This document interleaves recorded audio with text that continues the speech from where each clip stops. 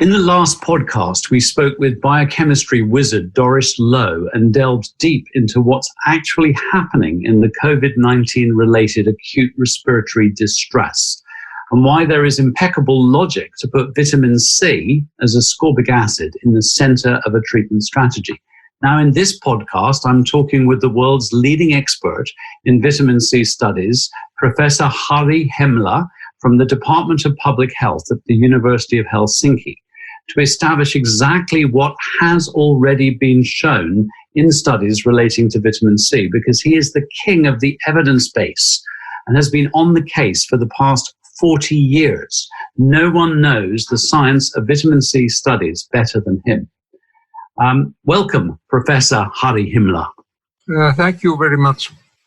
Before we get into the evidence base for vitamin C colds, flu, and infections, I see you are both a medical doctor as well as adjunct professor of public health. So do you see patients, and are you seeing much increase in COVID-19 in Finland and people going into ICU? My own work as a clinician is at the general practice level, so I'm not working at hospital. And actually this COVID-19 has made my work less effective because people are restricted to their homes so that they don't get so much accidents and ordinary infections. We are not having as many cases here in Finland compared to some other countries. We have had lots of restrictions in movements and restaurants and so on. And in your general practice, if a patient is admitted or has flu, the early stages of flu, do you give vitamin C? And how much do you give? I instruct patients to start taking vitamin C about 6 grams per day or more when the patient has started to have the symptoms today or yesterday. I don't instruct patients to take vitamin C if the cold has been lasting for a week or something like that. I don't believe that there is any basis to expect benefit at such late stages. That's certainly been my experience. And are you giving those 6 grams or recommending the 6 grams 1 an hour or 1 every 2 hours? I instruct to divide that equally over the day, but I don't say anything about the hours. Okay. And of course, we're hearing about trials going on right now in China and also now in Italy, giving in the region of 10 grams, that's 10,000 milligrams of vitamin C twice daily intravenously for those in ICU on ventilators. In fact, in China, this has now become a countrywide recommendation endorsed by the Shanghai Medical Association. Can you as a doctor see, could there be any interaction or contraindication with other usual treatments in these acute situations? Is it safe? I don't think that we should be afraid of such doses such as 10 grams per day. There are some cases of deaths caused by high doses of vitamin C, but they have been about 100 or 200 grams of vitamin C. So there are some special cases, some kidney diseases or some genetic glucose 6-phosphate dehydrogenase, which can cause problems with vitamin C. But if we think ordinary patients, I don't think we should be worried. 10 grams is not high on that kind of scale.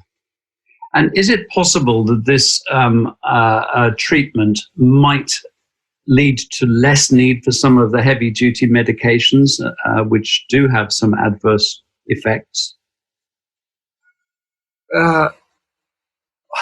It is hard to say how this can influence the other treatments.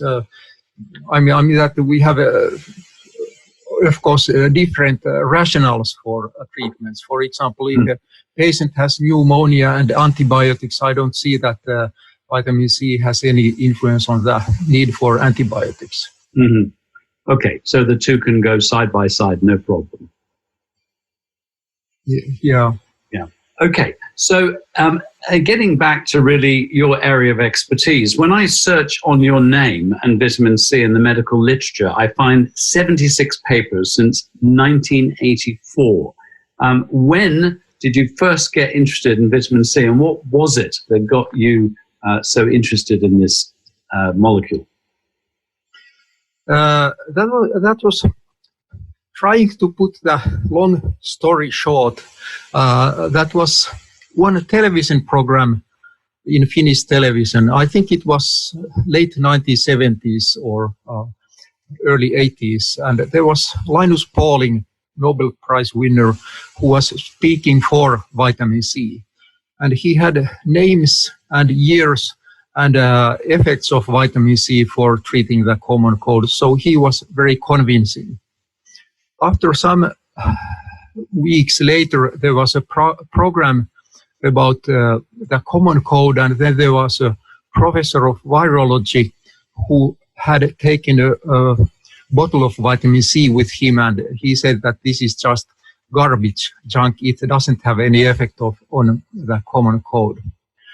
I cannot think that professors of virology are very unwise people in general. So that was very confusing situation. How can two clever people be so opposite in their conclusions? And that was the reason why I started to find out those studies and read them myself. And I thought that one of them is wrong, or another possibility is that both of them are wrong. And I think that Pauling was less wrong, but his error was that he was too optimistic. But this professor of virology and physicians in general, they are much more wrong when they are just thinking that vitamin C is for scurvy. Did you ever meet Dr. Linus Pauling? No, actually I wrote some letter to him and he politely responded very briefly, but I have not met him. Yes, I met him in the 1980s and actually was the last person to film him shortly before his death when he was working on lipoprotein A in relation to vitamin C and cardiovascular disease. And he became the patron of our Institute for Optimum Nutrition. He was really a lovely man, and I've never met anybody brighter. He was so sharp, right to the end. Very interesting. Now, one of the first researchers on vitamin C and infections was Dr. Frederick Klenner, who died in 1984. What was the beginning of the idea? What were the earlier studies that high amounts of vitamin C could lessen colds? Actually, the story goes much further behind in time compared to Klenner. When scurvy was the problem, there were strong associations that patients with scurvy had pneumonia. So if we are turning this finding around, we can ask that the reason which is explanation for scurvy can also influence pneumonia. But I think that the problem was that when vitamin C was found, people just were thinking that it was the explanation for scurvy, and that's that. But when I have been reading the literature, there are lots of studies in late 30s and also in 40s, which were for vitamin C and infections. So it's not, Klenner is the most famous in USA for proposing vitamin C, but there was lots, quite wide interest, and also very much interest in German countries. But of course, English-speaking people don't read those old papers. I was very impressed by some of the studies of people like Frederick Klenner, but of course that was back in the days when they weren't doing placebo-controlled trials, in the way that we now do randomized placebo-controlled trials where the subject doesn't know if they're on the vitamin C or the placebo. So some of these earlier studies tend to get ignored. But there's some useful data there, isn't there? I find that very interesting, but of course there is some problem that there are people who are over enthusiastic for vitamin C, and they are taking those old studies as some kind of evidence. But I wouldn't say that they are any evidence for vitamin C, but they are very interesting when we consider where this vitamin C field is coming from. And of course, even if we are interested in controlled trials nowadays, that doesn't mean that all case studies are useless. In some cases, the effects are very dramatic, and for example, the condition of a person can be quite a long time quite stable, and when there is a change, for example, caused by vitamin C, we can trust that much more than some other cases. Now, I've been saying for the last 20 years that vitamin C won't protect you from getting less colds. You do not get a lesser number of colds, but provided you have the dose sufficient, and I actually recommend 6 grams a day, it certainly, or is very likely to reduce the severity and the duration of a cold. Is this right? Yeah, that's my conclusion. In our Cochrane review, we calculated that when we look at the general community, there is no evidence that vitamin C reduces the incidence of colds. Of course, here we also must be somewhat cautious because people are different. So I don't think we should draw a conclusion that no one ever can find benefit in preventing colds, but we cannot recommend that it is any kind of method for ordinary people. But there has been very strong consistency in the effect of vitamin C in alleviating those colds that occur when people are taking vitamin C. So that is very strong evidence. Now, I want to say here for the listeners that in all the time I've been in nutrition, Professor Harry Hemmler has always been fundamentally very, very clear on the effects of the studies, their shortfalls, and really does the statistics correctly. He has never appeared to be either an optimist or a pessimist, or having, personal views or subjective views, but just stating the science as it is recorded. So that is why, Harry, I really respect and have admired your work for so long, because I know that if you say something is happening in the science, it is happening. Thank you very much. When that topic is such controversial as vitamin C for non-scurvy diseases, it's quite obvious that one must be very careful. I mean that if I am too optimistic, for example, people don't trust my analysis. So I have tried my best to be very careful in formulating my conclusions. Yes, and talking about that, why does this myth that vitamin C has been proven useless for colds exist? I've had many a debate with medics who've usually cited your meta-analyses. Even today on Sky News in the UK, a dietitian was saying vitamin C is absolutely useless. Did the science change at any point, or are they just not reading your meta-analyses, which are the most thorough on the subject? I think there are many kinds of explanations for this. One, when I started work on vitamin C in early 90s, I was wondering, why do people believe that vitamin C is useless for colds? And then I was looking at the textbooks, and I found that the standard references were 2 reviews on vitamin C and the common cold from the year 1975. And I was reading them carefully, and I found that there were lots of errors in those reviews. But they had been influencing the textbook authors and, of course, the readers of those textbooks.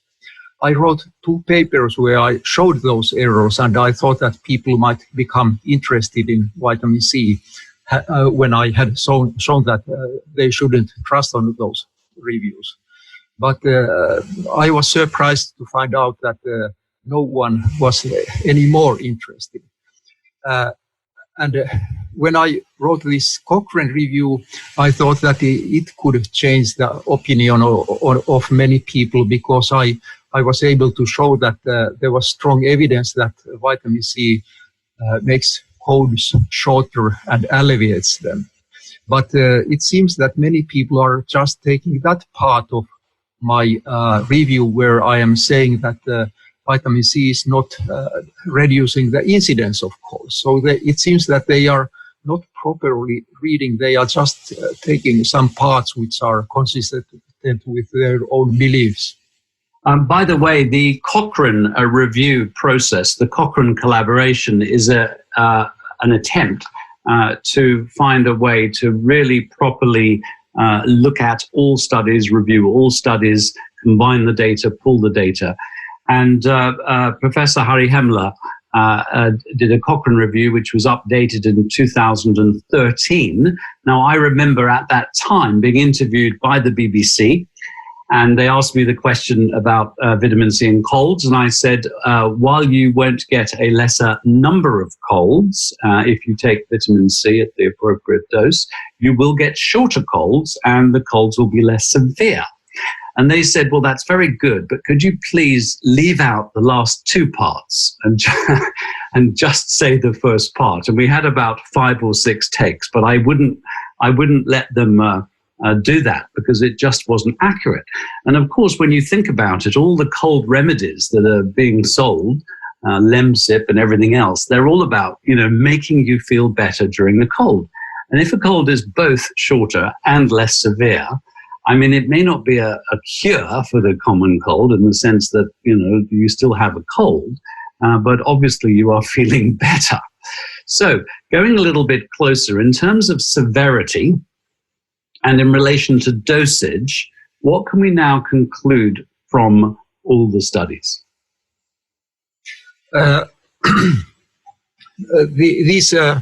When I said that there is very strong evidence that vitamin C has effects on colds, that is based on regular supplementation studies. That means that people are given vitamin C every day for a month or several months, for example.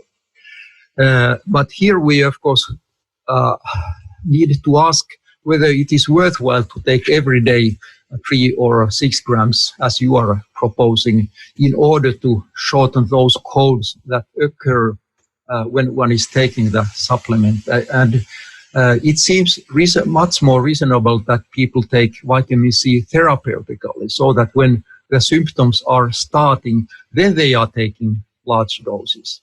We are reviewing these therapeutic studies in our Cochrane review, and there is no consistent benefit. So that is, of course, puzzling that regular supplementation studies show clear evidence of benefit, but therapeutic studies don't. However, we have the problem that these therapeutic studies have methodological variations. Some of them were very short, so that people were given vitamin C only 2 or 3 days. And some of them started giving vitamin C later, so that they were not starting that immediately when the symptoms started. And the doses have been mostly some 2 to 3 grams per day. So I don't think that we should draw too negative conclusions of those therapeutic studies. So my own view is that it should be studied with a new controlled trials and with higher doses and starting vitamin C immediately. But these therapeutic studies do not refute the positive findings with the regular supplementation studies. And do we have any studies giving, around the 6 grams a day on the very first day? And if so, what have they tended to show in terms of severity and also possibly duration? As far as I recollect, there has not been 6 grams per day in these therapeutic studies. There are not so many of them, and the overall finding of them is negative. But as I said, I think we should not overinterpret them. We should have new studies, but we don't have any good answers. And why is no one doing, new studies? It seems such a, I mean, to me, I would ask you, you know, what is the study that needs to be done in relation to colds and vitamin C? That is a very good question, and I don't have very good answer. I think that the best answer is that it is so deep-rooted, the belief that vitamin C cannot be beneficial for any conditions other than scurvy. So, I mean that it seems to be the most reasonable explanation. For example, now we have the new coronavirus, and WHO and other organizations are interested in some kind of non-conventional treatments, but I have not read anywhere that they are interested in vitamin C. It seems that they are just preconceptions. For my own part, I have been interested in carrying out a trial on vitamin C, but the problem is that the jurisdiction around these controlled trials, it's currently very complex. It has been getting more complex with years, so that it's possible only mainly for drug companies to carry out such trials. They're also quite expensive, aren't they? And there's the whole question of who would fund such a trial. Well, if you think therapeutic trials, you don't need, it is quite different situation. For example, if you are doing a prevention trial so that you are every day giving 6 grams per day for people for months. But if you have a therapeutic trial, you are treating people for a week or something like that. And it doesn't, vitamin C is cheap, so it doesn't cost so much. So I don't think that the cost for vitamin C or organization in this kind of situation is the bottleneck, but I think the biggest problem is the jurisdiction. Mm.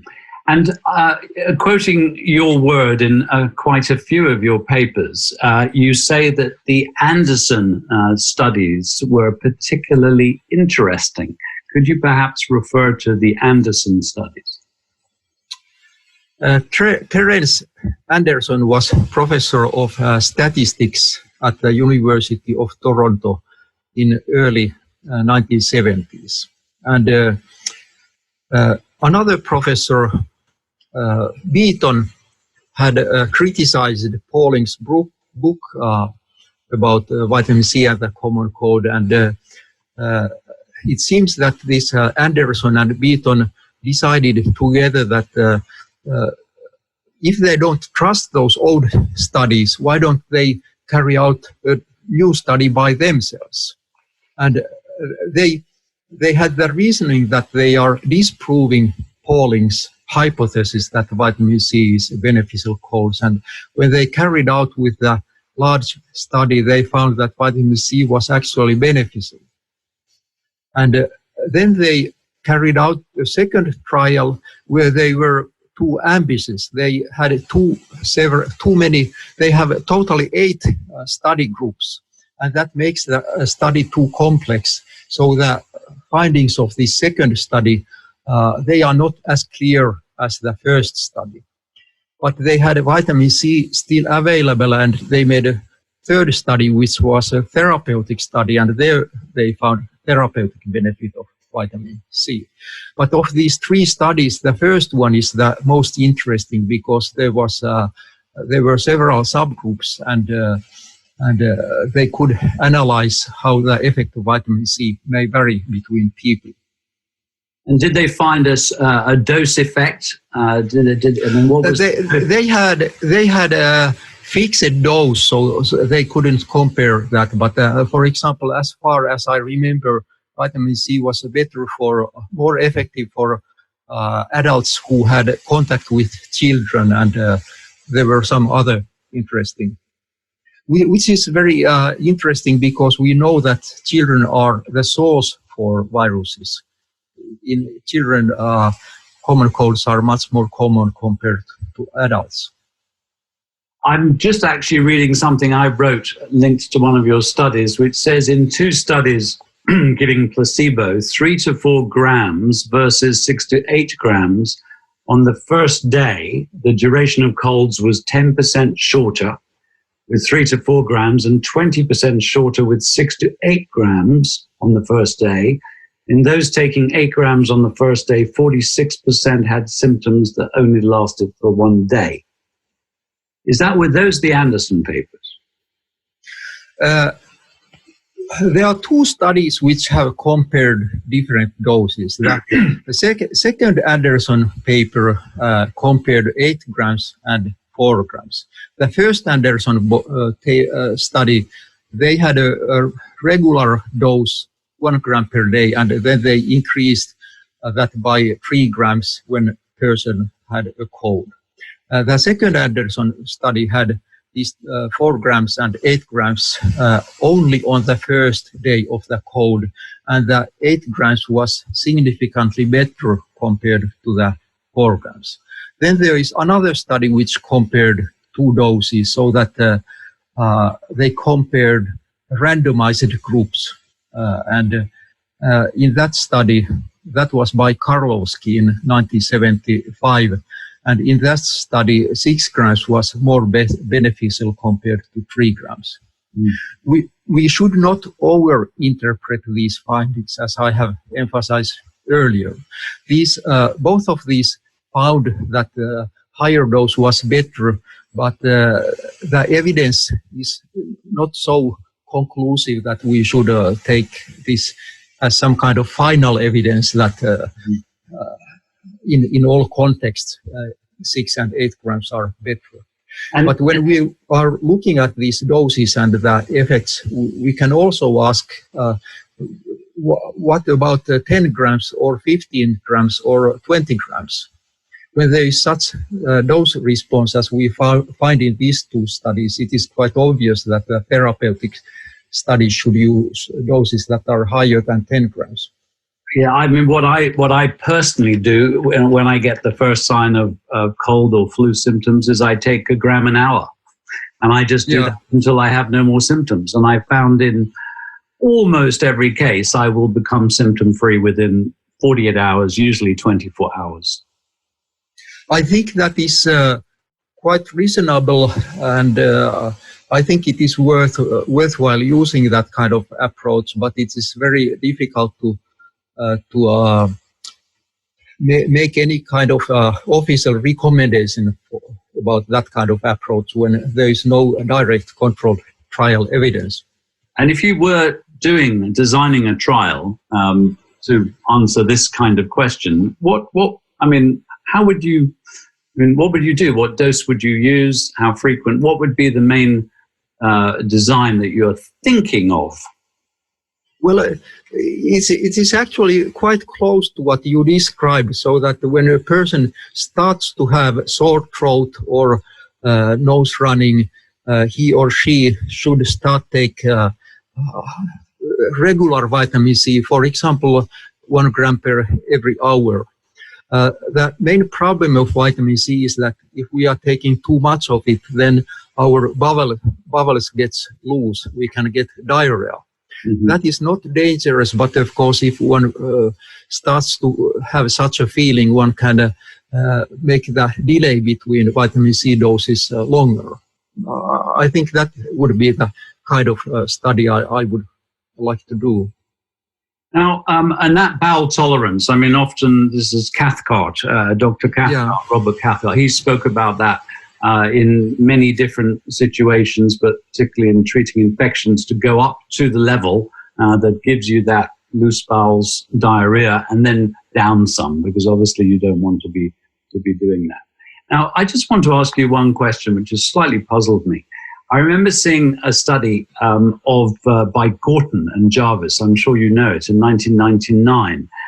463 students aged 18 to 32, and they were given either 1 gram of vitamin C every hour for the first 6 hours of a cold or flu, so 6 grams in the first day, and then 3 grams thereafter, or they were assigned to a group that just had regular pain relievers and decongestants. Now, they reported that flu and cold symptoms in the test group decreased by 85% compared with the control group.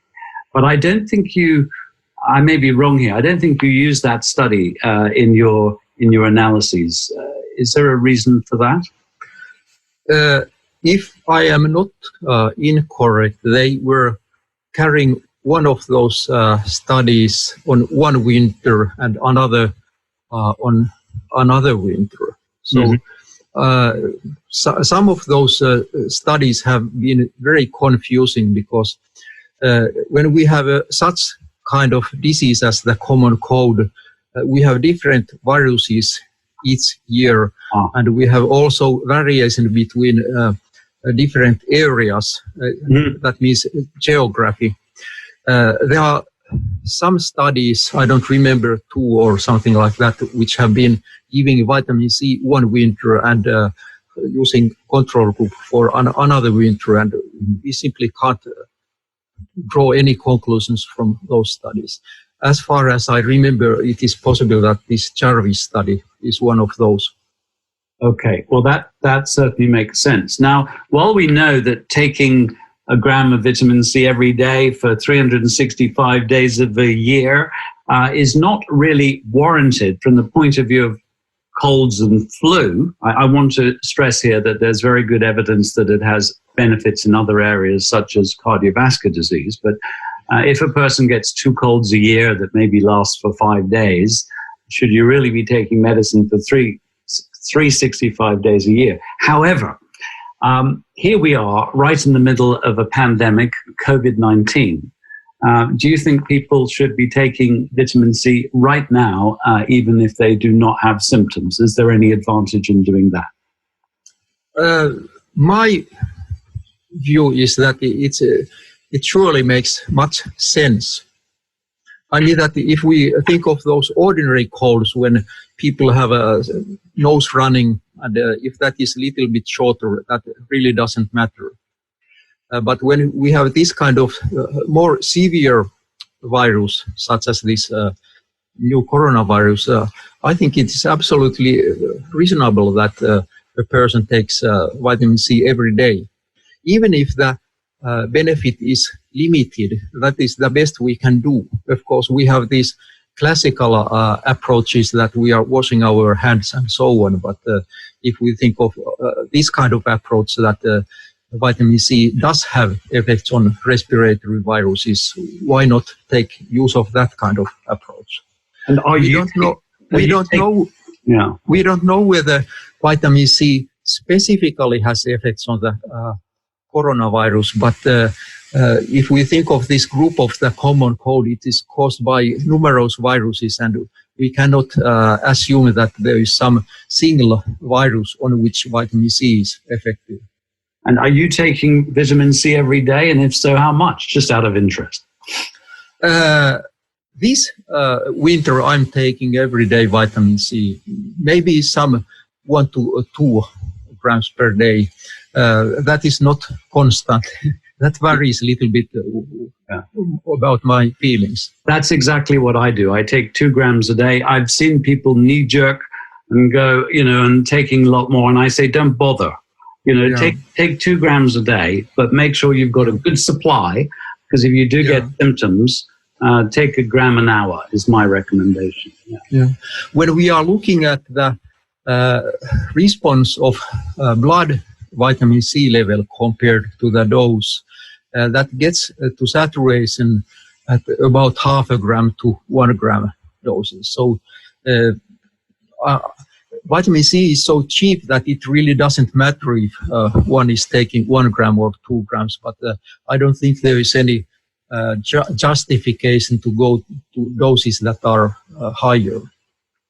Now, as I understand it, it's not so much the coronavirus that is killing people now, but the oxidative and inflammatory reaction in the lungs causing what's known as acute respiratory distress syndrome, or ARDS, which is akin to pneumonia.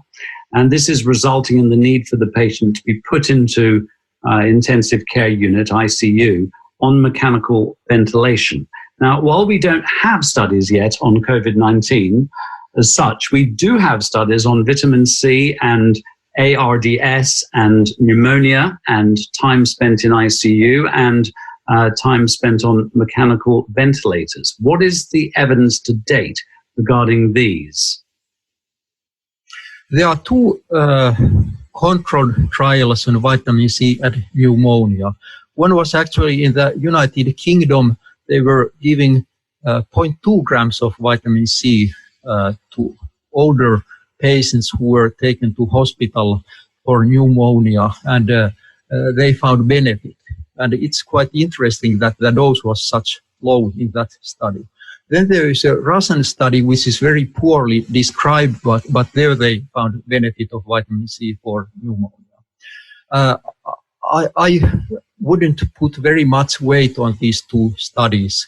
They are small, and the Russian study is methodologically not very good, but they are consistent with the finding that scurvy increases the risk of pneumonia. So it's not just these controlled trials. And what about ICU and mechanical ventilator use? Any studies in that area? Yeah. A few years ago, I carried out an analysis of vitamin C for post-operative atrial fibrillation. And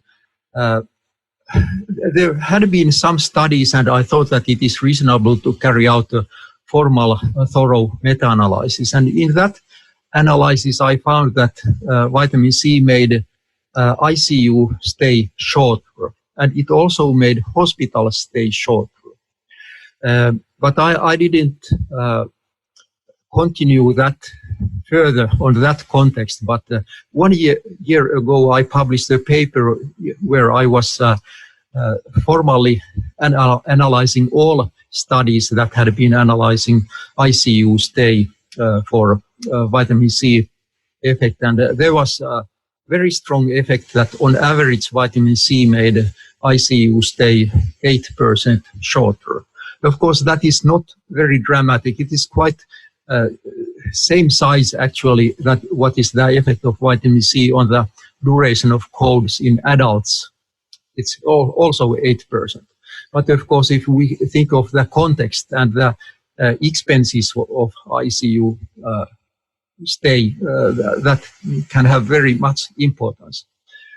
Some 2 months ago, I published a paper where I analyzed the effect of vitamin C on mechanical ventilation for critically ill patients, and there was a strong overall evidence of benefit, but I also showed that the benefit depended how sick the people were.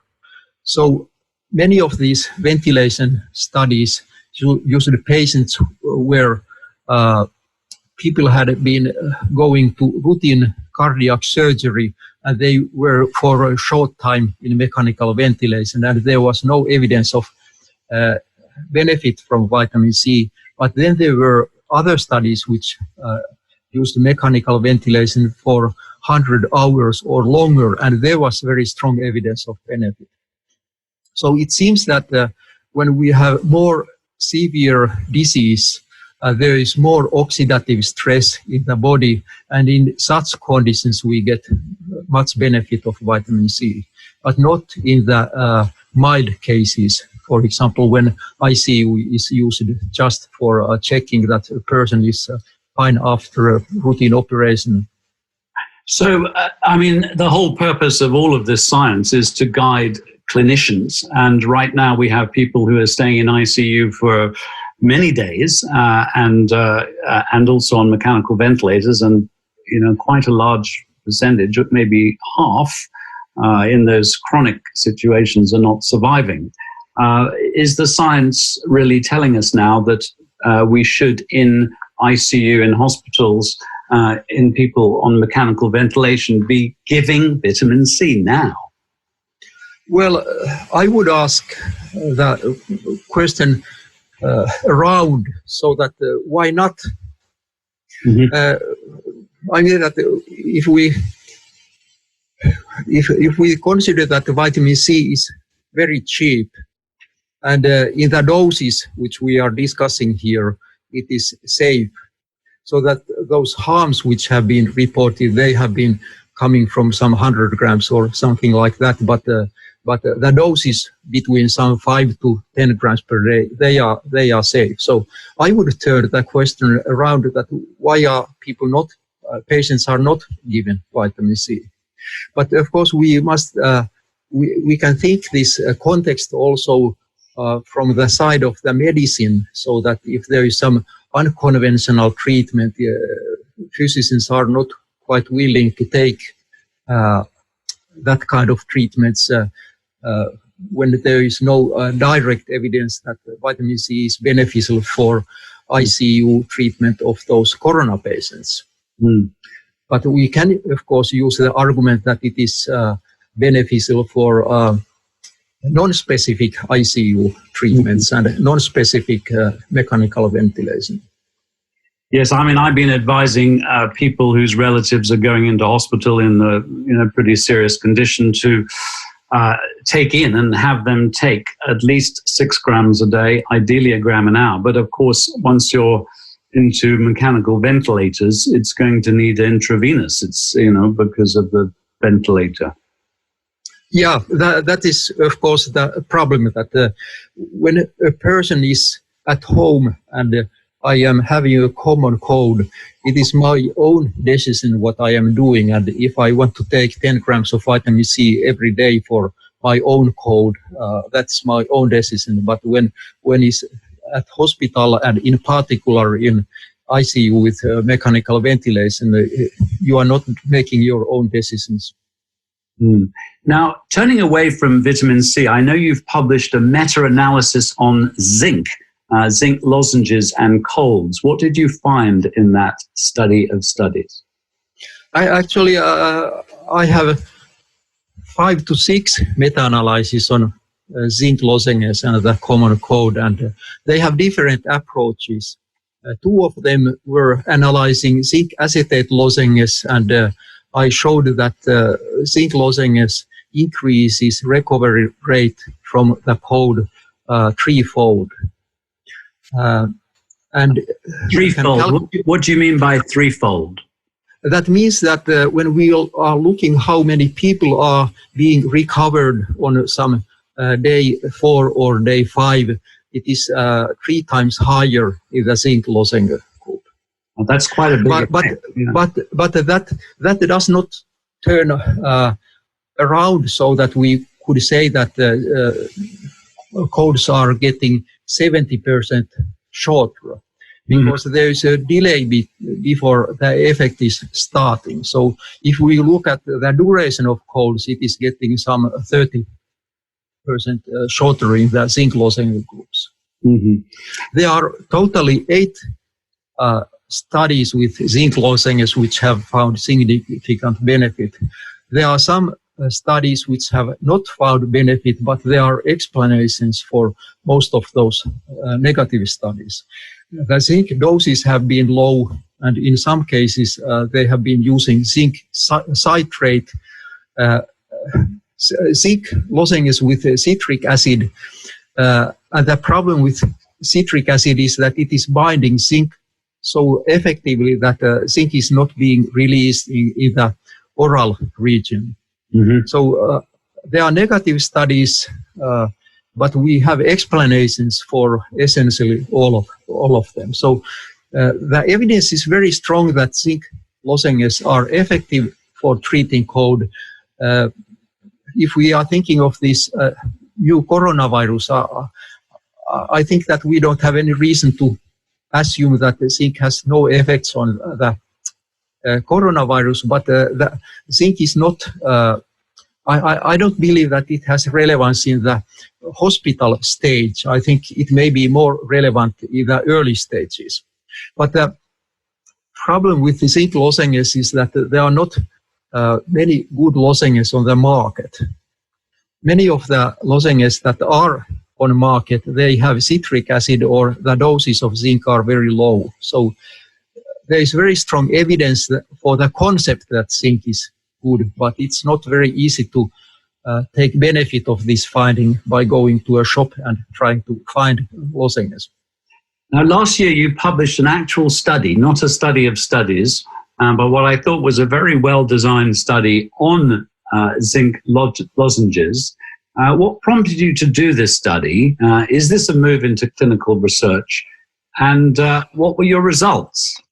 That was actually published early this year. So I had been discussing at university with a few colleagues that when there is such evidence, why don't we carry out a study of our own? I was able to agree with a drug company, so they gave lozenges, Finnish lozenges to us for the study, and there I faced the bureaucracy, the jurisdiction, which was quite complex. But our very, very good luck was that because this was a box of zinc lozenges, it had this label CE, which makes it a mechanical product, and it is not a drug. And that was making it much easier to get permission to carry out the study.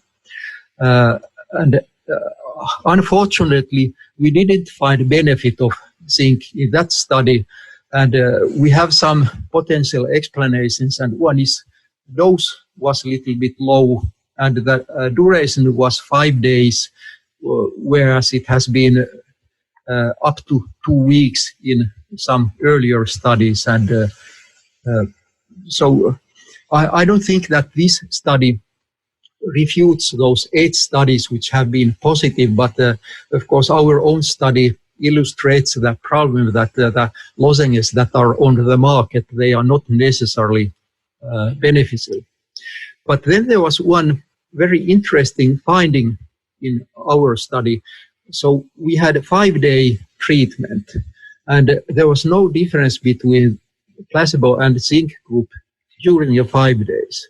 But after the 5 days, there was less recovery in the zinc group.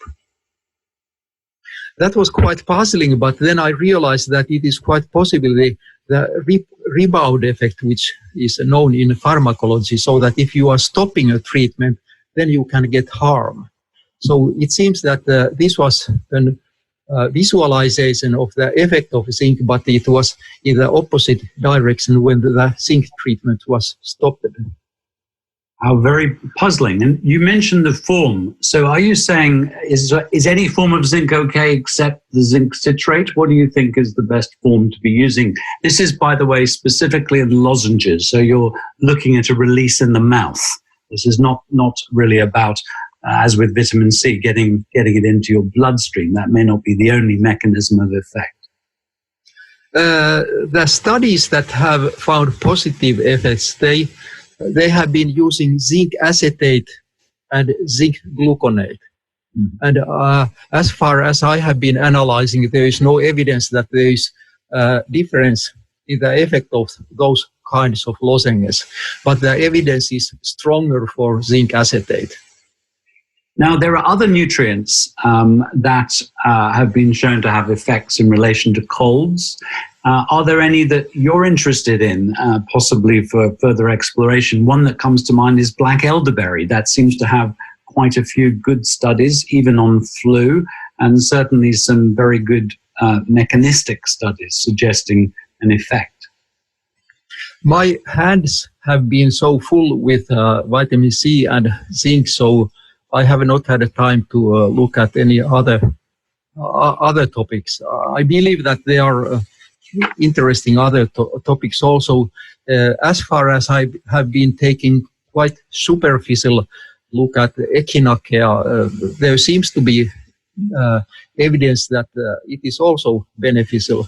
But for echinacea, the problem is that it is not a constant product. If I am going to a shop and I buy 1 gram vitamin C tablets, it's quite clear that what I am buying. But as I said, for zinc lozenges, there is lots of variation in the lozenges, and the same problem is also exists for echinacea. So there are different kinds of versions if one is trying to use echinacea for treating colds. And if one study is finding benefit, we don't know whether that applies to the product you are buying from a shop.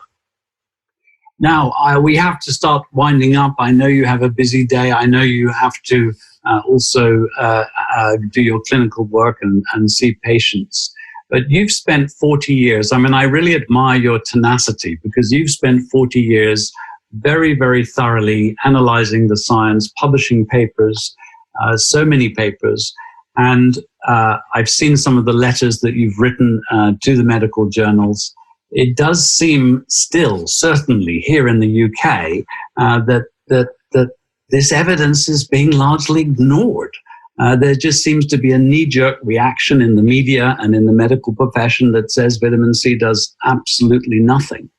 It must be a bit disappointing for you. How do you have the motivation to keep going and keep clearly analyzing the science and pushing forward? That is a very good question, and it is true that in some situations there has been quite a big frustration and anxiety because when I have found that it is so difficult to influence the readerships. But one very important factor which makes me go forward is that I have been inventing new ideas. I mean that this idea to analyze those ventilation studies, I got that about 1 year ago. So that was a project for about 1 year. And currently I am analyzing studies about the effect of vitamin C on ejection fraction of left ventricle. And that's also very interesting. So it keeps me going. And we hope in a year or so, we've got one study going on in Italy with the intravenous vitamin C. We've got, I've been told, 3 studies in China, although I can only find one on the GovTrials website. So I think you're going to have some more evidence to look at to really, and maybe, I mean, I hope one of the terrible benefits of this COVID-19 pandemic is maybe, I seriously hope, it's going to put vitamin C properly back on the map. So you're going to have work to do, and I just know we need to wrap up. I want to thank you immensely for your tremendous contribution, and it is really gratifying to know that you are still on the case.